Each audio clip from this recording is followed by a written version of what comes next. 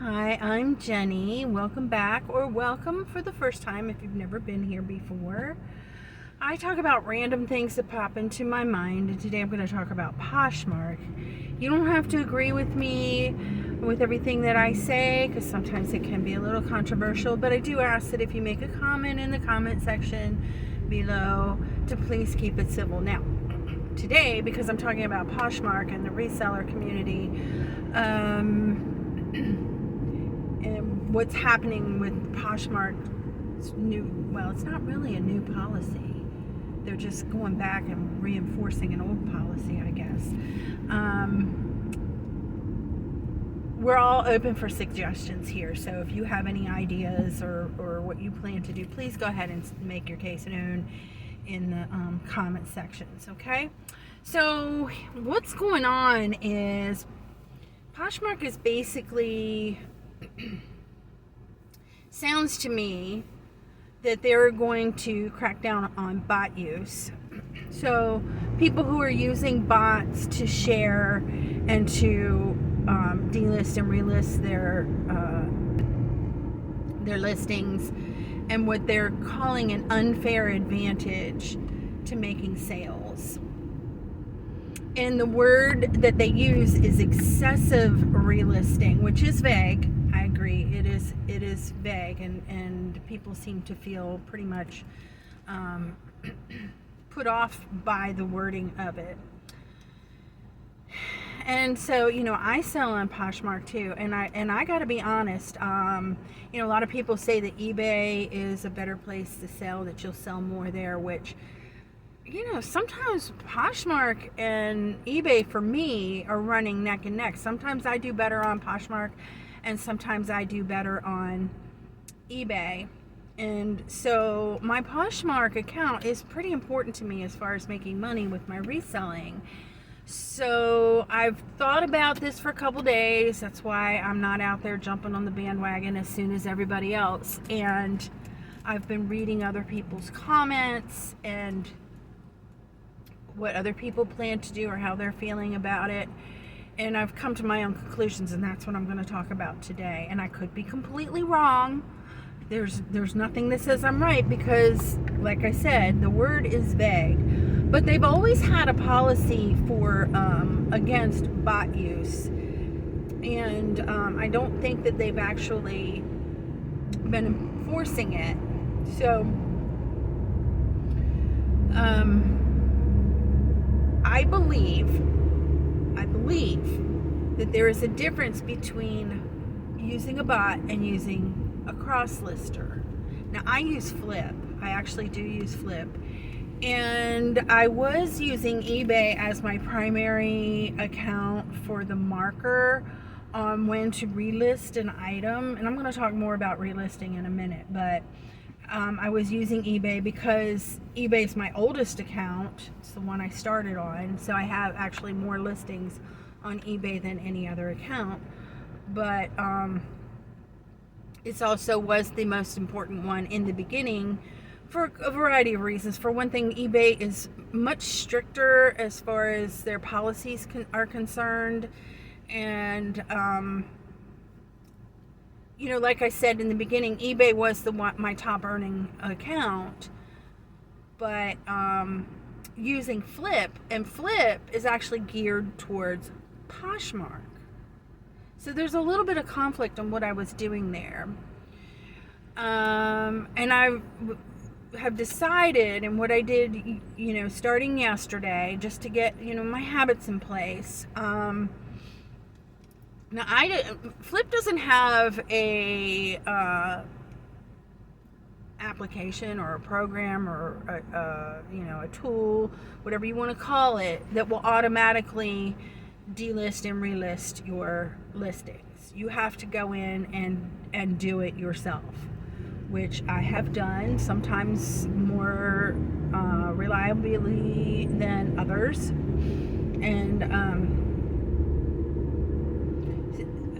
I have some best practices that I have been using, so I just want to bring that to your attention. So what I was doing, like I said, I was going by my eBay listing. So I'd open my eBay, account and look at my oldest listings and see. eBay likes you to relist I'm a little confused on this.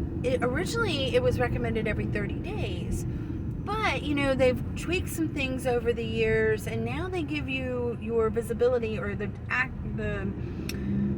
how often people are looking at an item over the course of 90 days. So maybe they've stretched that out a little bit. I don't know. That's just what it seems to me. So 30 days doesn't necessarily have to be the standard.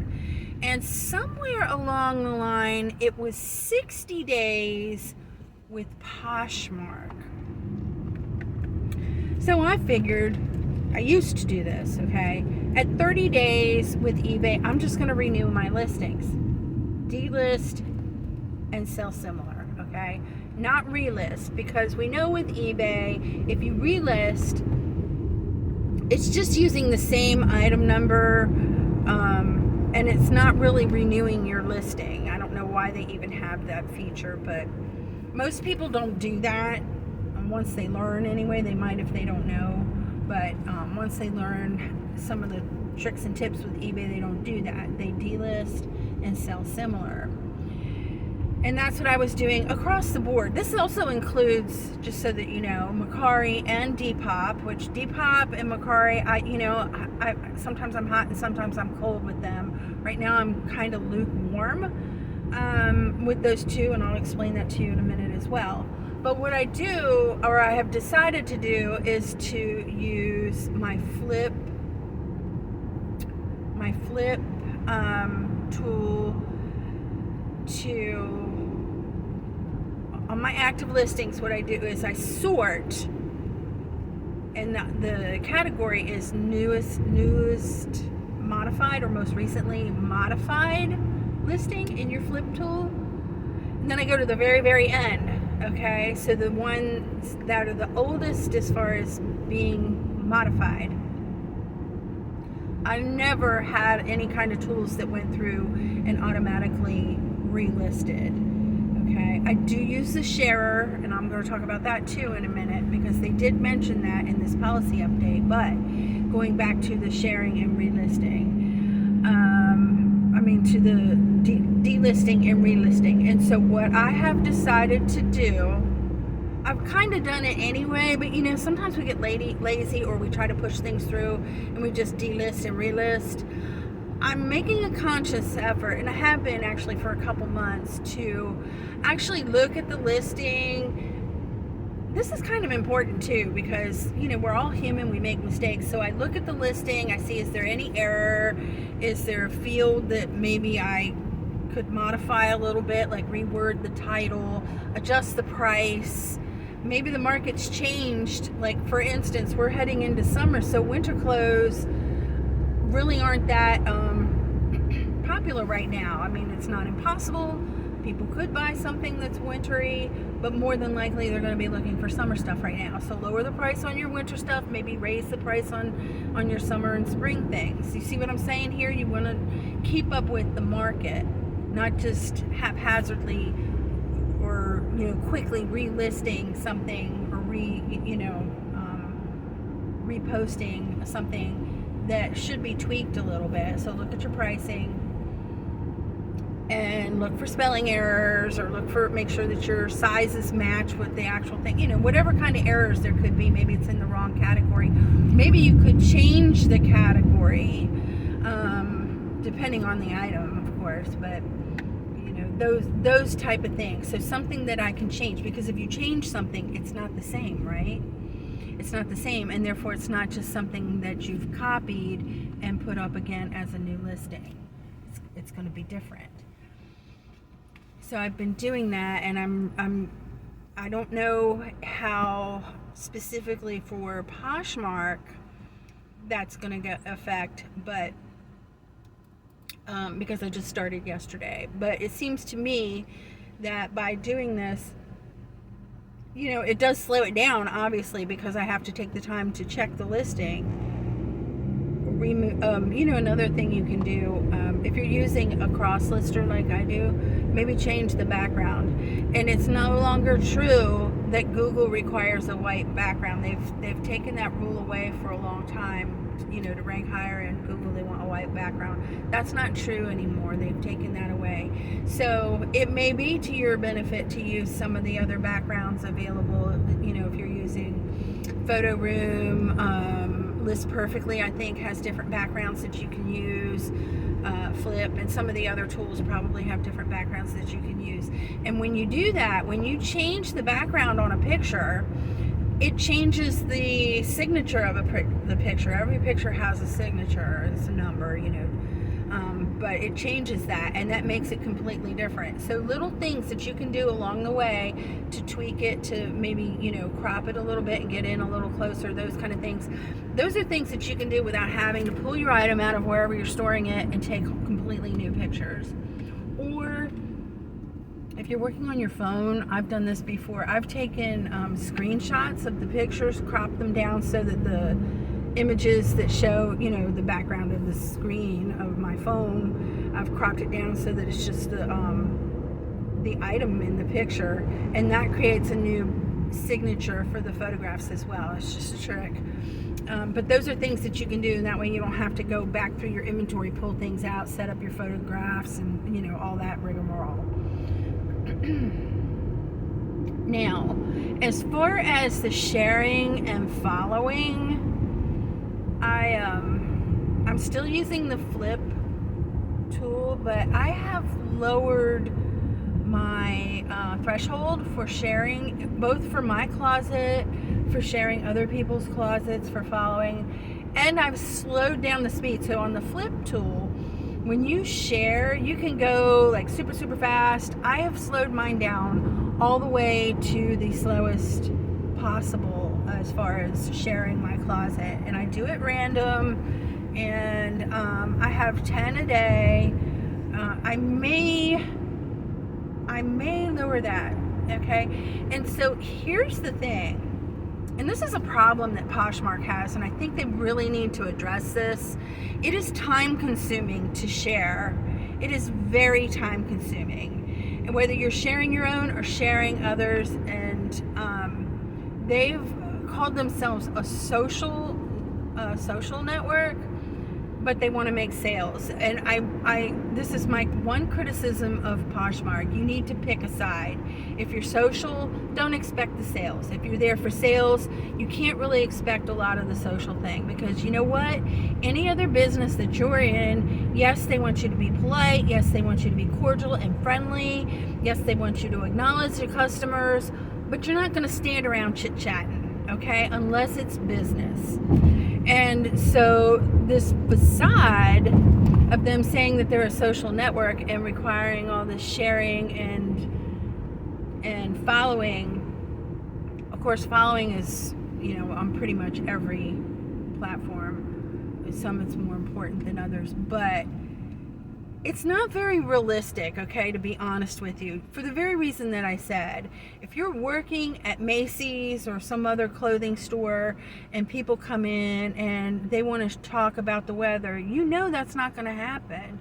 You're going to get in trouble with your boss, and here we're our own boss. You're not going to be making the sales, okay, if you're just chit-chatting about stuff.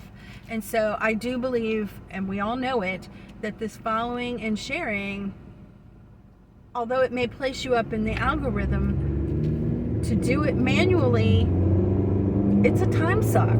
It really is. And it's not realistic. If they don't want people using tools to share, they need to de-emphasize the importance of that feature.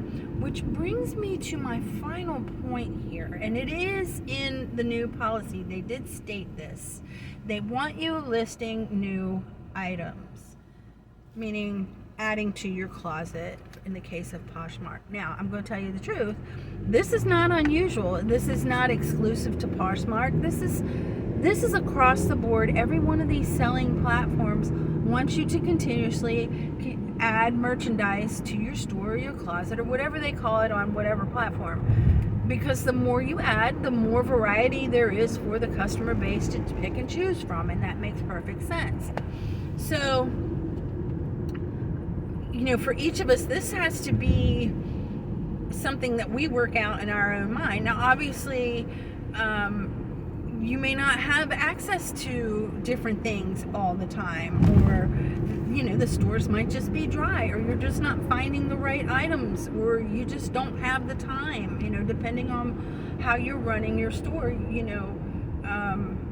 It may be a dry period, but that is what they want us to do, is to keep adding items to our store, to our closet, and that is how you grow your closet. So it's, that's the bottom line, what they want you to do, not to be cheating the system. So this is what I'm doing. Now, I know that some people have said that they're going to keep doing what they've been doing, but they don't really tell you what they've been doing, or what tools they're using or bots they're using, and just see what happens. If they get banned, they get banned, which it doesn't say that immediately you're going to get banned either. It says they're going to suspend you and you'll be notified, and I believe they're going to give you a warning before that happens, but which would be wise if that was them, because not everybody's going to know about this policy off the bat. Somebody who doesn't follow social media in the reselling community, they may not know about it. So it would behoove them to put out warnings with their policy included in that warning, if they're smart business people, I hope. But who knows. But yeah, there are some people that are just going to keep going the way they're going. There are people who are talking about pulling their, closing their closet. You're going to have to do what you think is best. I'm not doing that, and I'm not really going to. I did tweak my process a little bit, but not entirely. I need to make money. And the truth be told, if Poshmark is a waste of time for me and it's not profitable for me, they will lose me as a seller. And that's what's happened off and on with Mercari and Depop, which I said I would get back to. Particularly Depop. I was actually 2 weeks ago pulling items off of Depop as I relisted, just because it's annoying to have things on there and nothing happening. It's just an extra step that's taking, my time when I could be doing something more profitable. Well, don't you know that in the last 24 hours, I have sold 2 things, one for full asking price and one was a reasonable offer on Depop. So something's going on, okay? And my Mercari has started to become a little bit more profitable as well, and I don't understand why that is. Mercari made some really bad decisions, and maybe they're just recovering from that. I'm not sure, but I was kind of wondering if Mercari was even going to be around for a while. So they made some bad decisions and had to backtrack on those, and it seems like they've gone back to their original pricing structures, not as far as who they charge the fees to. And I can tell you, customers, buyers do not want to see the fees, okay? Tax they know about, shipping fees they know about, the cost of the item they know about, but when they see some weird fee, I don't even know what they would call it, processing fee or something silly like that, they shouldn't see that. And I know it sounds like it puts more money in the buyer's but in the seller's pocket. Not really. If the buyers are turned off and they're not purchasing from your site because of that, then you're not making any more money. I would rather pay a little bit more for the fees to list, and have the exposure, than to not have customers. And that's where I go back to, my time is valuable, and even that minute or two that it takes me to list on Mercari or Depop, if it's not worth it, if I'm not making the sales, then why would I waste my time? 2 minutes adds up, So that's what I'm doing with my Poshmark, and some tips that I have for you. I would love to know what you think. Do you think that they're making a mistake? Do you think that they should have never allowed the bots in the first place? Do you use a cross lister? And I do believe that a cross lister and a bot are two different things, although I kind of think, and if I'm going to be honest, that Flip and some of these other ones are combination cross listers and bots. So, you know, let me know what you think, and I appreciate your time. Thanks so much. You guys have a great day, and good luck.